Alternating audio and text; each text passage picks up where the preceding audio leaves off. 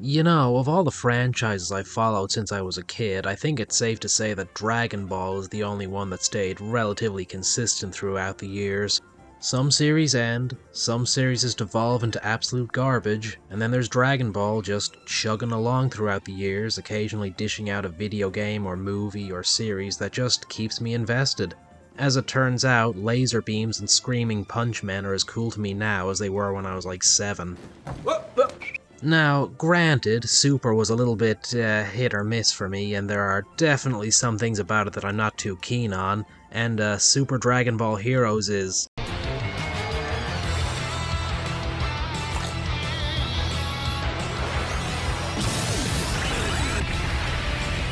absolutely goddamn insane, but generally speaking the series is pretty solid by my estimation. Put another way, whenever a new Dragon Ball project is announced, I'm always going to go in assuming it's at least going to be average or maybe even good, but when it comes to something like, say, Star Wars, I automatically think whatever's coming out is gonna suck.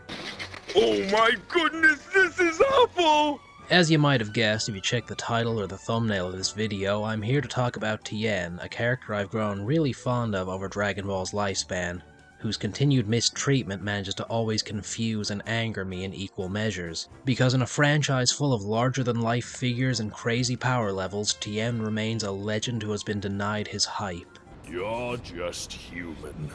Yeah? Well, you know what? Power levels! Super Saiyans! And you! Shin Kiko!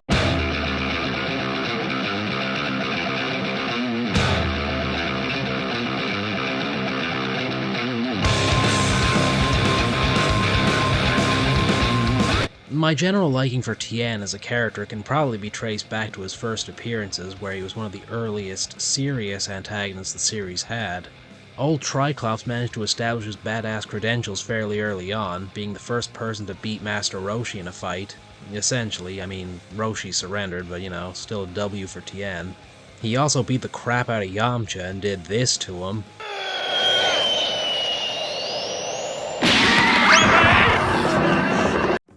Now, I'm not a doctor, but something tells me having your leg broken is bad. I'm an empath, I can sense these things. He was also responsible for bringing in quite a few important techniques to the franchise. You know, flying, that thing every Dragon Ball character does these days. You can trace the DNA of that right back to Tien's first appearances. As well as other important techniques like the solar flare and the tri-beam. Yeah, I call it the tri-beam and not the Kikoho. I mean, what are you gonna do about it? It's my channel, shut up.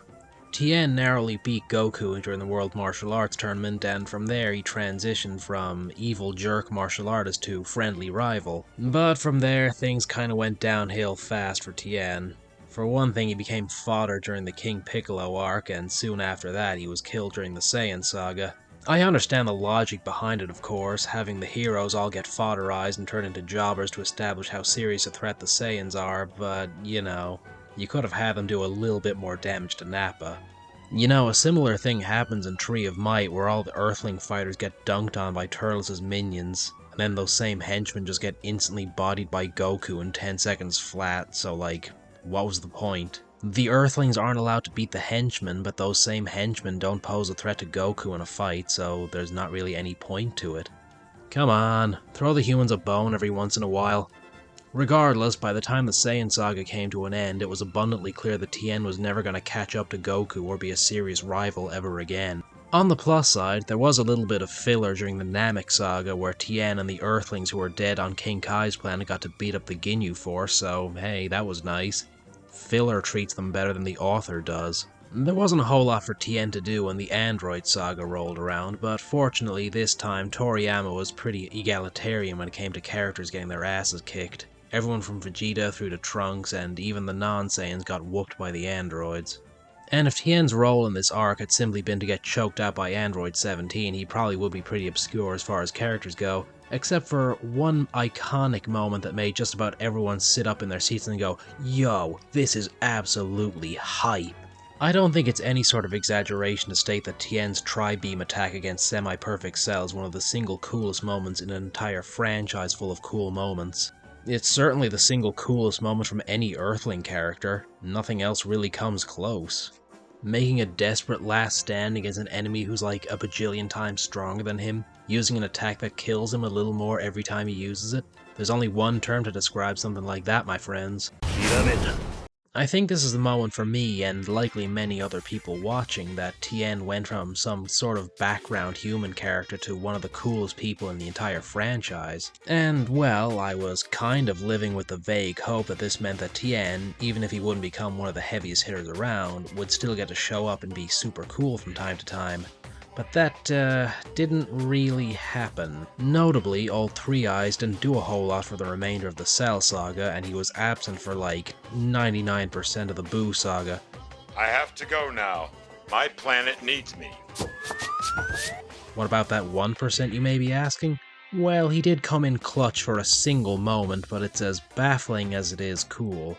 He shows up, deflects a single attack from Majin Buu, and then gets knocked out immediately after, and seems to just instant transmission out of the plot like Vegeta's hairline did. Really, I'm just kind of confused by the fact that Toriyama gave him this big, shocking entrance after quite a long absence from the series, only to immediately knock him out. It's kind of baffling. I suppose there are a few different possibilities for how this panned out, one of them being that Toriyama just wrote himself into a corner and needed Tien to show up for that one scene so he could continue the plot, but there is another possibility that comes in my mind that feels less likely. Like, I don't know, maybe when he was penning the chapter he thought to himself, okay, I'm gonna have Tien come back and I'm gonna give him something really cool to do. But then he got distracted by his cat, or the ice cream truck, or homosexual thoughts, or something like that, and when he returned to start writing the pages again, he may have said to himself, hey, what was I doing again? Why is this non-Saiyan getting any screen time in the manga? Get out of here, Tien. And that was that. What really sucks is that Tien's Buu Saga outfit is one of the best in the entire series, but it only gets a tiny amount of screen time and almost never shows up in video games. What a shame. There wasn't really a whole lot for Tien to do when Dragon Ball Super got started, other than get clapped by Beerus, I mean. But then again, everyone got their asses kicked by Beerus, so fair enough. That aside, he kinda just vanished from the story for several story arcs and only really returned during the Tournament of Power. You know, it's things like this that make me really dislike hardcore Vegeta fans. Those dudes who are constantly mauling at the fact that Vegeta never gets to kill an arc villain. I don't think they realize how much worse they could have it. Oh no, how terrible. Vegeta wasn't allowed to beat the main villain of the story arc. It's not like he's constantly sharing the limelight with the main character. It's not like he doesn't get 15 transformations every single story arc. It's not like he doesn't contribute to every single fight in every single arc and is a major contributor in every single battle. Yeah, try being fans of a character that the writer just forgets about for prolonged periods of time. Then you might be able to suffer my torment with a little greater sense of retribution. You might walk a mile in my shoes. Who was originally written as a prestigious martial arts genius full of many techniques and capabilities, who is now just degraded to being the tri-beam guy and nothing else. Who only brings the character in so he can get clowned on in the next big fight. Yeah, let me tell ya, Vegeta has it pretty fucking easy compared to literally everyone else on Goku's friend list. As for the Tournament of Power itself, it really didn't do Tien any favors. He kind of has the worst performance out of every single fighter that showed up for that arc. Tien is responsible for a grand total of 2 eliminations, has no personal fights, and ultimately has no POV episode dedicated to him, when just about everyone on his team has at least some major POV exposure. Doesn't really get to show off any new techniques or anything either. Even Krillin got a fancy version of the solar flare for the tournament. The solar flare, which is Tien's technique. Of course, I went into that arc expecting very little to happen for Tien, and I probably could have accepted things as they were if Toriyama had chosen to be consistent with every human character in that regard, but he didn't choose to be consistent. Because Toriyama, for whatever reason, decided that this crusty old sack of cum was suddenly the most amazing warrior in the entire multiverse. Master Roshi gave up during the King Piccolo arc, and by that point Tien had already proven that he was more skilled than Master Roshi was, but you wouldn't think that from how things were presented in the Tournament of Power. Master Roshi had been trash tier fodder before Raditz even showed up, but all of a sudden he turns out to be the most amazing person ever and basically wipes an entire universe from the Tournament of Power single-handedly. What the actual fuck? Both Tien and Krillin, characters who are constantly shown putting in effort and hard work in their training, get memed on super hard in both the anime and manga versions of the tournament, but Master Roshi, who gave up decades ago, gets to pull a mini Ultra Instinct out of his ass against Jiren of all characters. 'Cause that's fair. Crazy to think that if Master Roshi had done 5 entire push-ups at any point after King Piccolo showed up, he could have absolutely steamrolled Raditz, Nappa, and Vegeta at the same time. And no, I won't be accepting any copium excuses about Roshi's so-called skill or experience being justification for any of this. At the end of the day, it's just another example of Toriyama having a character train off-screen to justify massive jumps in power. Hey, you know who else trains off-screen literally all the time?